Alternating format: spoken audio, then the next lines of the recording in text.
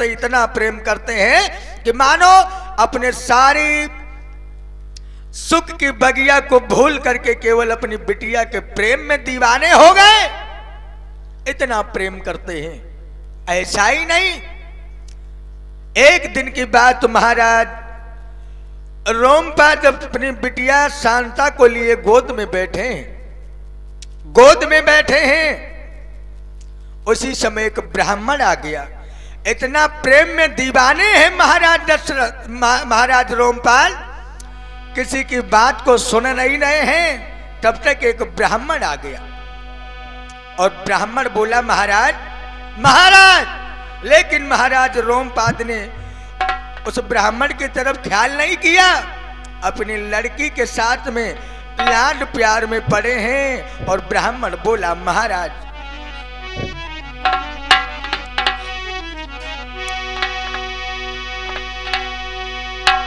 कि बोला है ब्राह्मण ओ राजा, मेरे कहने पर ध्यान लाओ और मेरे घर में नहीं अनाज भूप भोजन की व्यवस्था करवाओ।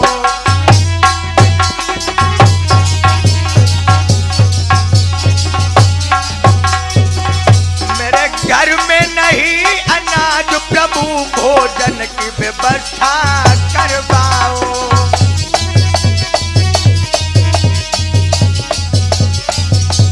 महाराज मेरे कहने पर ध्यान दीजिए, भोजन की व्यवस्था करवा दीजिए। मेरे घर में एक अन्न का दाना तक नहीं है। आहा।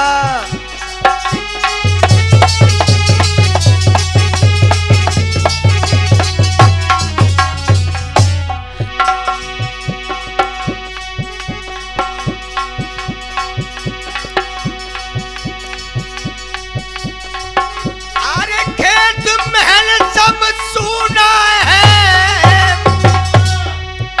नहीं घर में अन्न का दाना है। ब्राह्मण जातु को सुना रो न बिटिया के प्रेम दीवाना है।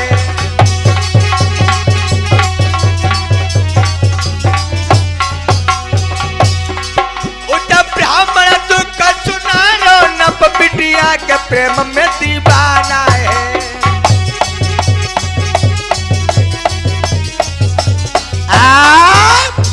याद रहे लोगों, महाराज रोमपाद इतने अपनी लड़की के प्रेम में इतना पागल हो गए। ब्राह्मण रोता रहा कि महाराज मेरी कुछ मदद कर दीजिए, मेरे घर में खाने के लिए भोजन नहीं है, थोड़ी अन्न की व्यवस्था कर दीजिए, आप तो अन्नदाता हैं। मेरे महल की बात कौन कहे, मेरी जमीन और खेतों में भी एक दाना नहीं हुआ है, इसलिए आप मेरी महाराज मदद करें। मेरे घर में मेरे बच्चे और मेरी पत्नी, मेरा परिवार भूखा है, एक एक दाने को मोहताजी आ गई है। लेकिन याद रहे लोगों, राजा इतना प्रेम में दीवाना है कि ब्राह्मण की तरफ ध्यान नहीं दिया। उसी समय ब्राह्मण ने जब देखा कि राजा ने ध्यान नहीं दिया, आगे बढ़ा और महाराज रोमपाद को श्राप दे दिया। श्राप कौन सा दिया?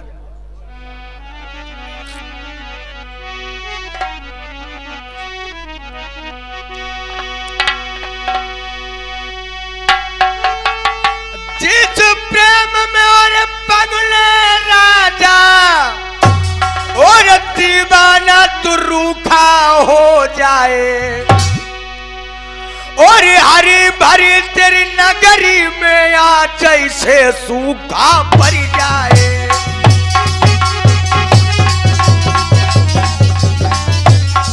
तेरी हरी भरी धरती परवा जयर सूखा पड़ जाए।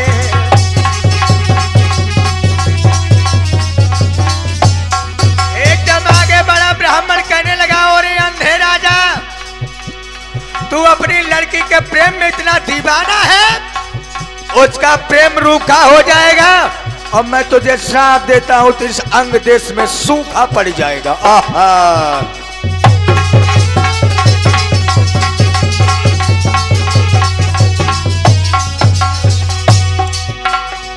ओ श्राप लगो गो अरे निज ब्राह्मण को धरती गई हिलोरा खाई।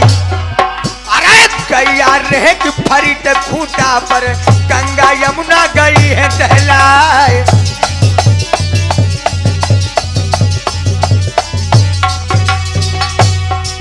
अरे सूखा पड़ गो अंग देश में 12 बरस दे बिताए।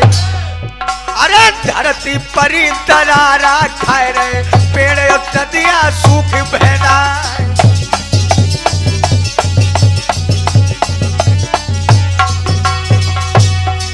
अरे पेड़न में पतझड़ हुई गो अरे दैया चिल्ली रही सुनाए।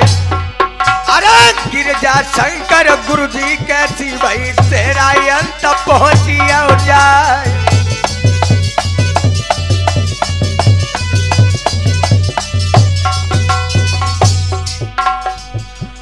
भैया लगो श्राप राजा को पंचो लगो श्राप राजा को नगर में सूखा परियो है।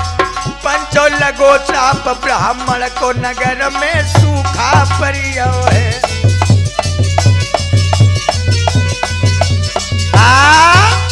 तो ब्राह्मण ने श्राप दे दिया कि जाओ महाराज मैं तुम्हें श्राप देता हूं, जिस लड़के के प्रेम में इतने दीवाने उसका प्रेम ही रूखा हो जाएगा। मैं श्राप दे रहा हूं कि सारे अंग देश में सूखा हो जाए, सूखा पड़ जाएगा। ब्राह्मण ने जो श्राप दिया है महाराज रोमपाद की मानो खोपड़ी में झटका लगा, लेकिन ब्राह्मण ने पीछे मुड़ करके नहीं देखा, वो चला गया। एक नहीं दो नहीं 12 साल व्यतीत हो गए, लेकिन महाराज अंग देश में अंगराज के यहां पानी नहीं बरसा। अब तो धरती मैया दरारा खा रही है, पशु पक्षी प्यास के लिए मरने लगे, पेड़ों में पतझड़ हो गया, गंगा यमुना की धाराएं सूख गई, पानी के बिना त्राही त्राही मच गई। उसी समय महाराज रोमपाद ने ज्योतिषियों और ब्राह्मणों को बुलाया है और कहने लगे महाराज आखिर कारण क्या है जो सारे चारों दिशाओं में जल बरस रहा है और मेरे नगर में जल क्यों नहीं बरस रहा है। उसी समय ज्योतिषियों ने अपने गुणा भाग लगा करके देखा, कहने लगे महाराज आप शायद भूल रहे हैं क्या,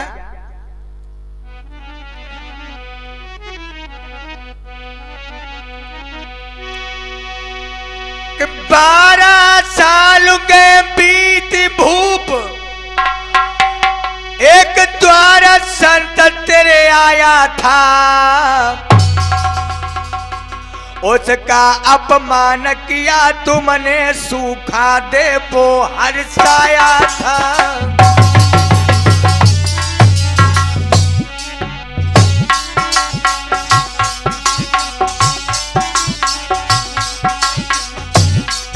आज के 12 साल पहले एक ब्राह्मण में तुम्हें श्राप दिया था एक महात्मा ने कि तुम्हारे नगर में सूखा पड़ेगा।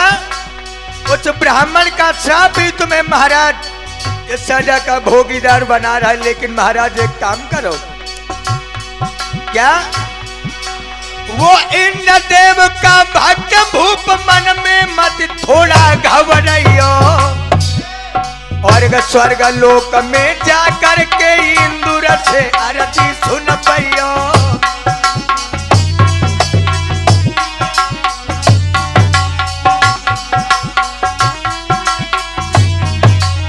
बेटे याद रहे लोगों, आज ज्योतिषियों ने कहा महाराज एक महात्मा ब्राह्मण का तुम्हें श्राप लगा है, तुमने उसकी अवहेलना की, जबकि राजा का धर्म होता है प्रजा का पालन करे, लेकिन तुम अपनी लड़की के प्रेम में इतने पागल हो गए, उस ब्राह्मण के ऊपर ध्यान नहीं दिया, उस ब्राह्मण का श्राप लगा है इसलिए तुम्हारे नगर में सूखा पड़ गया।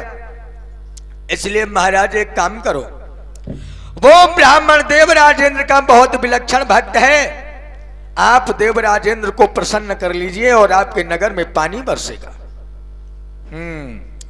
करना क्या होगा, देवराज इंद्र के दरबार में पहुंचा है अंगनरेश।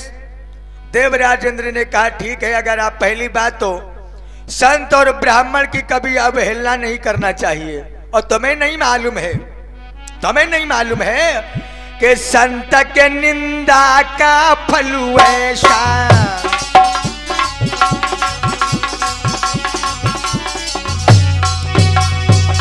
अरे संत की निंदा का फल ऐसा, जरहि नगर वनाथ कर जैसा।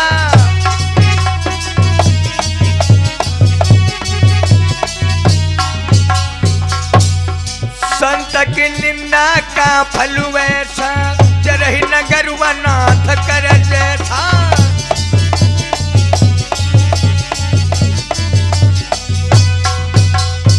संत की निंदा करने वाला कभी दुनिया में सुखी नहीं रह सकता।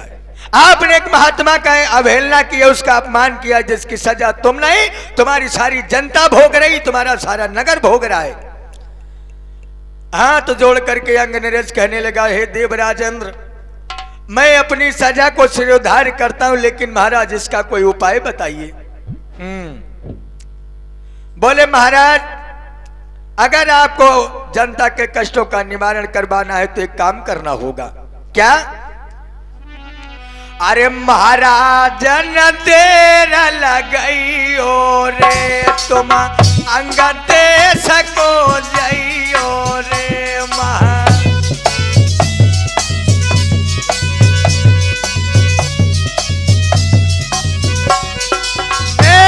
महाराज न देर लगइयो रे, तुम अंग दे सको जइयो रे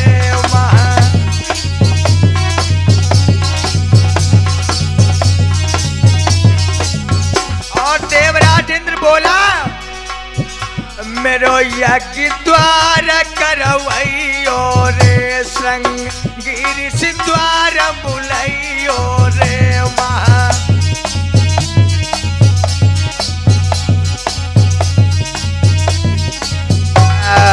बोले महाराज अपने दरवाजे पर जाओ, बहुत बड़े यज्ञ का अनुष्ठान करो। देवराज इंद्र कहने लगा, मेरे नाम का यज्ञ करिए और मैं उस ब्राह्मण को समझाऊंगा, क्योंकि वो मेरा शिष्य है, इसलिए आप परेशान मत हो। उसी समय अंगनरेश वापस आया है, संगी महात्मा को बुलवाया। देवराज इंद्र ने कहा कि संगी महात्मा ही तुम्हारा यज्ञ पूर्ण कर सकते हैं। क्यों? कि बोले जो नर भी हो और पशु भी हो, जिसके मन कोई न शंका हो, वो योद्धा संत जो आएगा, जो सूरवीर रणबंका हो, वही तुम्हारा यज्ञ पूरा करेगा। क्योंकि महात्मा जो संगी थे ये हिरण्या के गर्भ से पैदा हुए थे, इसलिए महात्मा संगी को यज्ञ करवाने के लिए बुलाया। महात्मा संगी ने यज्ञशाला में आकर के बैठ गए, यज्ञ प्रारंभ हो गया।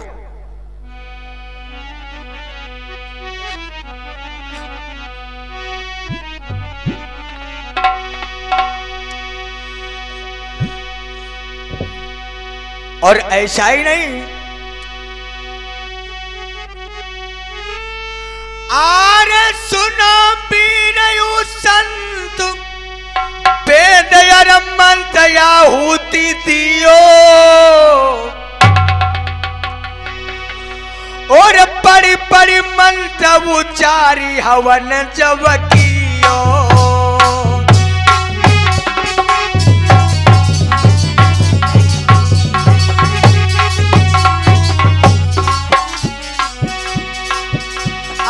बड़ी बड़ी मन से वेद हवन जब कियो,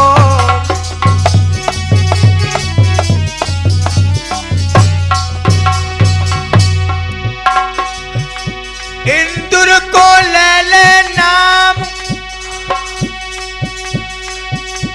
पूरा सब काम संत ने कियो। अरे हवन को लागो धुआं खुशी भोइयो,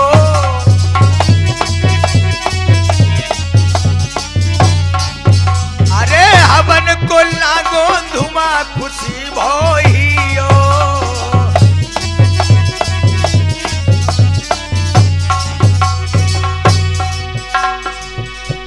महाराज महाराज खुशी जब इंद्र है गए है, खुशी जब इंद्र है गए है, और ब्राह्मण लाओ बुलाए छाती से पाई लगाए लो है, के गुस्सा ना करियो मन में, के गुस्सा ना करियो मन में, और संत को भाव शांति होवे वही हर सज्जन में।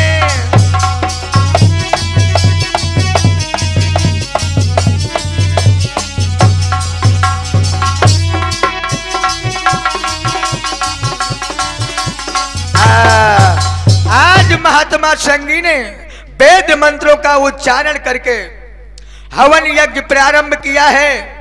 स्वाहा स्वाहा का शब्द सुनाई दे रहा है सारे अंग देश में, सभी देवता है वहां पर मौजूद है। देवराज इंद्र के नाम की आहुति डाली है। देवराज इंद्र की अमरावती में जिस समय धुआं पहुंचा है, लोगों धुआं पहुंच गया, देवराज इंद्र प्रसन्न हो गया और उस ब्राह्मण को बुलवा करके अपने शिष्य को बुलवा के छाती से लगाया और बोले आप तो संत हैं, ब्राह्मण हैं, संत का धर्म होता है किसी निर्बल के ऊपर क्रोध ना करे, संत को तो शांत होना चाहिए, सज्जन होना चाहिए, आप शांत हो जाओ। महाराज अंग नरेश को आशीर्वाद दो। ब्राह्मण आगे बढ़ा है, आशीर्वाद दिया है महाराज अंग नरेश को। देवराज इंद्र प्रसन्न हो गया, आप फौरन बादलों को आदेश दिया है, अरे बादलों मेरे जो तन मन आत्मा को शांति दे उसको शांत करना हमारा परम कर्तव्य है। बादलों ने कहा महाराज करना क्या होगा, सुनो। फौरन जल बरसा, देवराज इंद्र खुश हो गया, जल बरसने लगा। ऐसा नहीं, अरे घन गहरा न बरसिया पानी,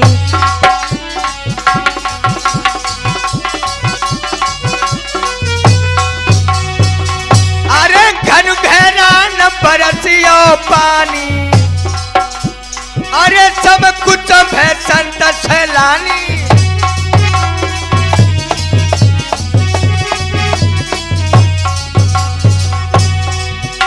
अरे करी रो इंद्र अपनी मन मानी, धरती खुश भई मन में जानी,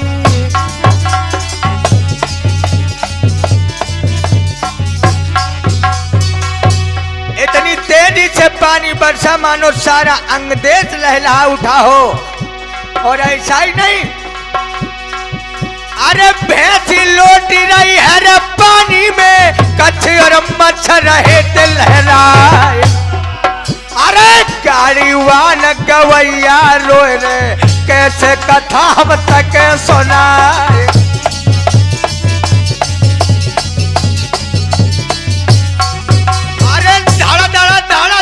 बिजली तड़के धरती कांपी रे कांपी रह जाए, अरे बेड़ा हाल रे जोर धरती पे, हालत सुनो रे जमीन आसमान,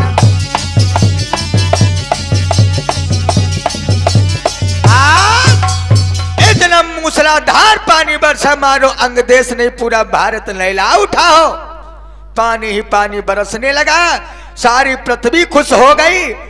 ब्राह्मण को बुला करके अंग नरेश ने बड़ा सम्मान किया। उसी समय महात्माओं ने, ज्योतिषियों ने आकर के संगी महात्मा का सम्मान किया है। परमपिता ब्रह्मा प्रकट हो गए और कहने लगे, अरे अंग देश के राजा अंग नरेश आप एक काम कर दीजिए, क्या आपके यज्ञ को पूरा संगी महात्मा ने करवाया, इसलिए इस लड़की का विवाह महात्मा संगी के साथ में कर दीजिए। उसी समय मंडप तैयार करवाया, वेद मंत्रों का उच्चारण हुआ और महाराज संगी और शांता का विवाह होने लगा उसी यज्ञशाले में। और विवाह ऐसा ही नहीं, सभी खुश हैं।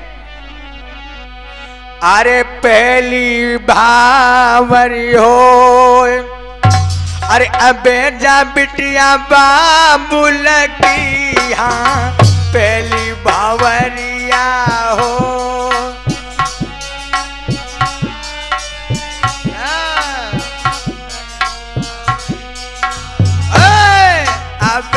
लाडो बाबुल की, अरे पहली बाबरिया हो।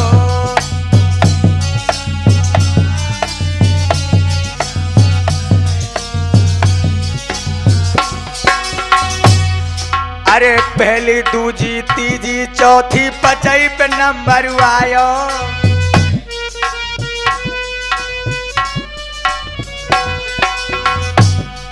अरे पहली दूजी तीजी चौथी पचई पे नंबर आयो। अरे छठई भावरी होने लगी। अरे सातवीं भावरी होए अबे तो बिटिया बाबुल की। अरे छठई भावरिया हो।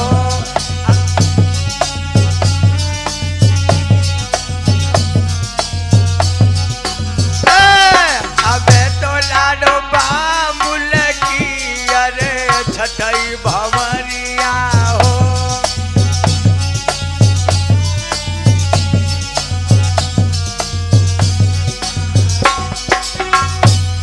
अरे सतई भावर होने लगी गुरु गिरजा शंकर आए।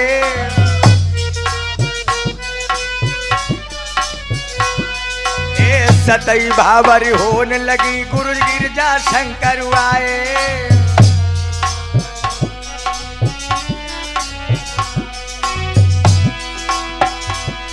अरे नवाब जी ने ढोलक बजाई। अरे कुलदीप तेरे झनकार पूरा भाई भावरिया। अरे सात भंवरिया हो।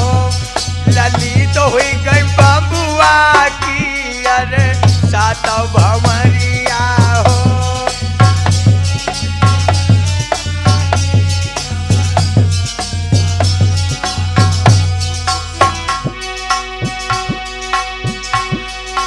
ढोलक नवाब जी ने बजाई।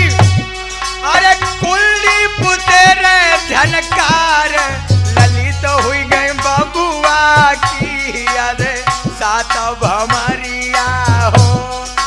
तबे बिटिया बाबुल की। अरे सात भंवरिया हो। ललित हुई गई दूल्हा की। अरे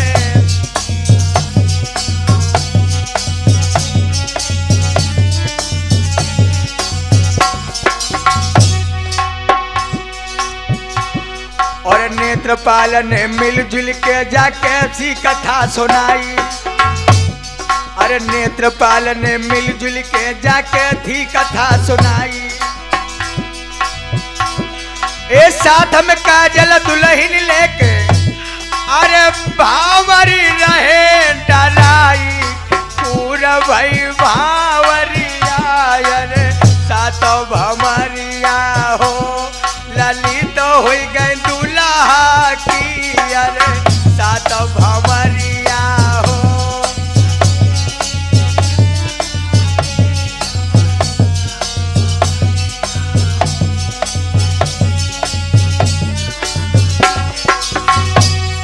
एक काजल दुल्हन मिल मिल दे रही मंडप में आशीर्वाद के पूरा भाई भावरिया। अरे सात भंवरिया हो। ललित हुई गई दूल्हा की। अरे सात भंवरिया हो।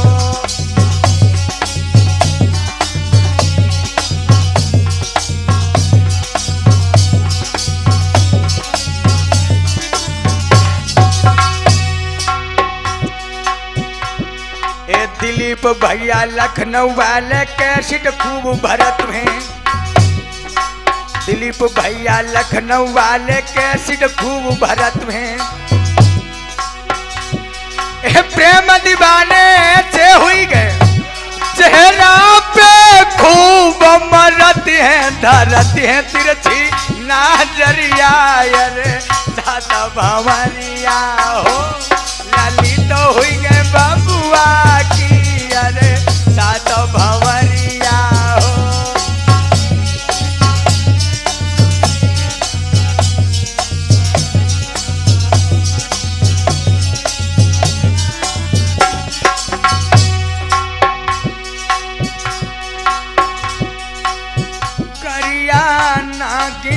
बन के डस गई मोहन तेरी नाजरिया।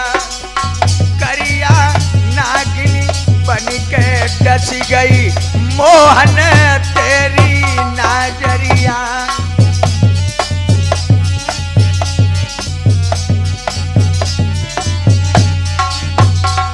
और एक बात और बताऊं, किसी की अगर तरक्की हो रही है तो किसी ना किसी का उसके पीछे हाथ जरूर होता है। हम अपनी बताएं, आज जो 2 शब्द कहने का मैं अधिकारी बना, हर एक व्यक्ति कहा करता है कि हर एक मनुष्य के तरक्की के पीछे किसी औरत का हाथ होता है। लेकिन एक बात बताऊं,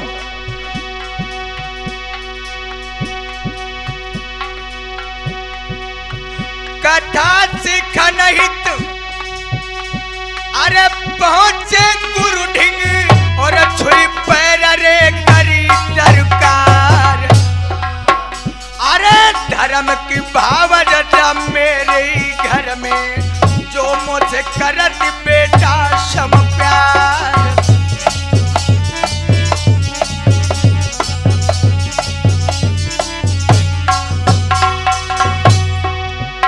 अरे खूब समझावे मोने बैठाल के लाला कथा रे सुनो किलकार। अरे एक दिन नाम कमाइयो धरती पर, एक दिन नाम कमाइयो धरती पर, भावज को तो है आशीर्वाद।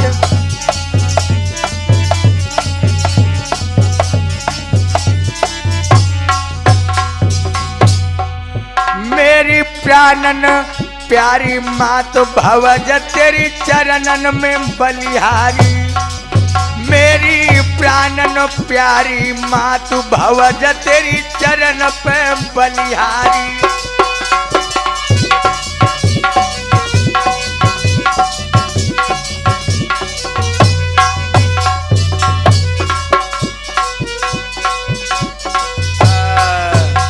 बोले वृंदावन बिहारी लाल की। इस तरीका से महाराज दशरथ की सुपुत्री शांता का विवाह महात्मा श्रृंगी के साथ में हुआ है। बोलिए अयोध्या नाथ की। सब लोग